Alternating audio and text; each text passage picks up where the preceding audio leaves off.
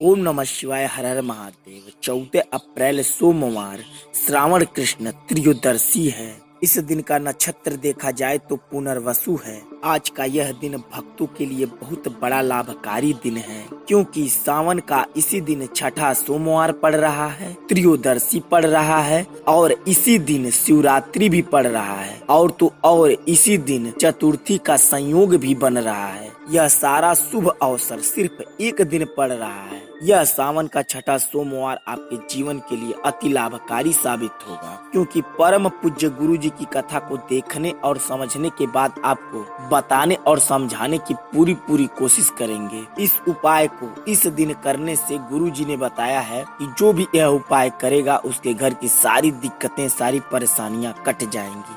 चाहे उसके घर में कितनी बड़ी परेशानी क्यों ना चल रही हो, चाहे उसके घर में पैसे की बहुत ज्यादा तंगी हो, चाहे उसके घर में किसी का तबीयत खराब हुआ ठीक ही ना हो रहा हो, यहाँ तक कि अगर उसके घर में कोई जादू टोना कर दिया हो तो भी इन सारी समस्याओं से छुटकारा पा सकते हैं। तो आपको यह उपाय कैसे करना है, कहाँ करना है, क्या क्या सामग्री लगेगी, सब बताएंगे इस वीडियो में। तो इस वीडियो को बेहद ध्यान से देखें और पूरा देखें। बताने से पहले आपको बता दें, अगर आप भोलेनाथ के सच्चे भक्त हो तो इस वीडियो को लाइक कर दें और चैनल को सब्सक्राइब करके बेल आइकन दबा लें। आपको इस उपाय के लिए सबसे पहले थोड़ी सी मात्रा में हरा मूंग ले लेना है और आपको मात्र 3 बेलपत्री ले लेना है और आपको लाल चंदन का पाउडर ले लेना है। इन सारी सामग्री के साथ साथ आपको 1 लोटा जल ले लेना है। इतना सब कुछ सामग्री लेने के बाद आपको चले जाना है भगवान शिव के मंदिर पर। इस बात का बेहद ध्यान रखें, आप उसी शिव मंदिर पर जाएं जिस शिव मंदिर का प्राण प्रतिष्ठा हो चुका हो। अगर आपको नहीं पता है प्राण प्रतिष्ठा क्या होता है तो हम आपको संक्षिप्त में बता देते हैं। जब किसी भी मंदिर की स्थापना होता है तो सबसे पहले उस मंदिर में प्राण प्रतिष्ठा की जाती है, उसके बाद ही पूजा पाठ किया जाता है। एक बात और आप ध्यान में रखें, जो आप लोटे का जल लें वो अपने घर का ही होना चाहिए। ये नहीं कि रास्ते में कहीं से भर लें और मंदिर पर जाके ही भर लें, नहीं, आपको वह लोटे का जल अपने घर से भरना है। और अगर आपके घर में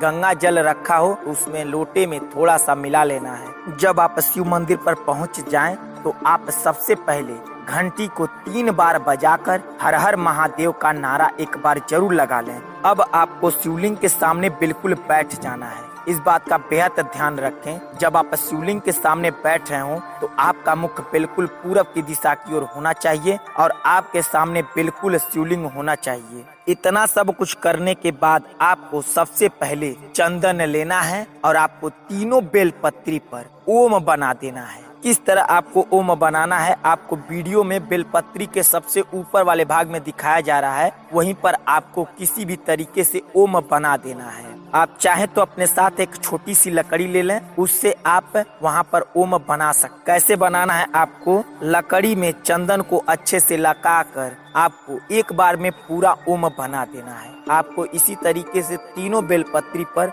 ओम बना लेना है। अब आपको उसी चंदन से शिवलिंग पर ओम बनाना है। कैसे ओम बनाना है, आपको एक बार अपने उंगली में चंदन लगाएं और पूरा ओम शिवलिंग पर बना दें। कम से कम आपको 11 बार ओम बनाना है। इस बात का बेहद ध्यान रखें, जब आप शिवलिंग पर ओम बना रहे हो तो आपके मन में और कोई भी भावना नहीं चलनी चाहिए, बस आपके मन में ओम की धुन गूंजनी चाहिए। इतना सब कुछ करने के बाद अब आपको तीनों बेलपत्री लेना है और एक बेलपत्री अपने हाथों के बीच में रखकर हाथ जोड़कर 11 बार ओम नमः शिवाय का जाप करते हुए आपको एक बेलपत्री शिवलिंग के ऊपर रख देना है। फिर दूसरी बेलपत्री लेना है, अपने दोनों हाथों के बीच में रखकर 11 बार ओम नमः शिवाय का जाप करते हुए आपको अशोक सुंदरी की जगह रख देना है। फिर आपको तीसरी बेलपत्री लेना है, अपने दोनों हाथों के बीच में रखकर 11 बार ओम नमः शिवाय का जाप करते हुए आपको जलधारी के बिल्कुल सीधाई पर रख देना है।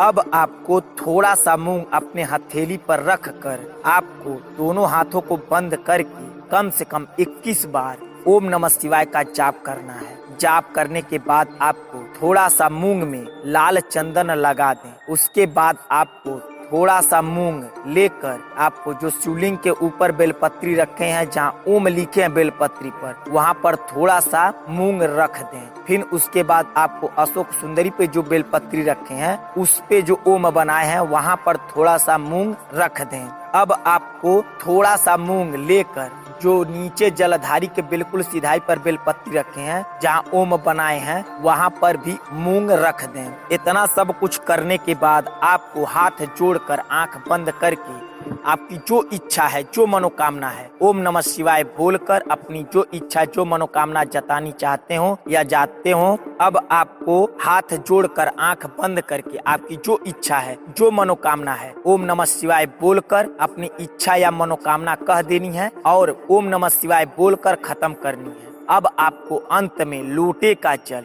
धीरे धीरे शिवलिंग पर ढालना है। इस बात का बेहद ध्यान रखें, जब आप लोटे का जल शिवलिंग पर ढाल रहे हो तो आपको श्री शिवाय नमस्तुभ्यम का जाप करना है। और कब तक जाप करना है? जब तक लोटे का जल पूरा गिर ना जाए। इतना सब कुछ करने के बाद आपको जो जलधारी के बिल्कुल सीधाई पर जो बेलपत्ती रखे हैं और मूंग रखे हैं, उसी के ऊपर लोटा रखकर आपको थोड़ा सा जल, 1-2 बूंद, जो कुछ भी शिवलिंग के जलधारी के बिल्कुल सीधाई से गिर रहा हो, उसे आप अपने लोटे में थोड़ा सा रोक लेना है। अब आपको उस लोटे के जल लेकर वहाँ पर जो बेलपत्री और मूंग रखे हैं जलधारी के बिल्कुल सीधाई पर, उसे सावधानी पूर्वक उठा लें ताकि एक भी मूंग उस पे से गिरे ना। यह तीनों चीज, जल, मूंग और बेलपत्री लेकर अब आप अपने घर पर चले आएं। अब उस लोटे में थोड़ा सा और जल मिलाकर अपने पूरे घर में जल से छिड़काव कर दें। अब आपको मूंग को अपने मेन गेट के, अगर आपका गेट किसी भी तरफ बना हो, बस अपने ध्यान में रखकर उत्तर साइड उस मूंग को गाड़ देना है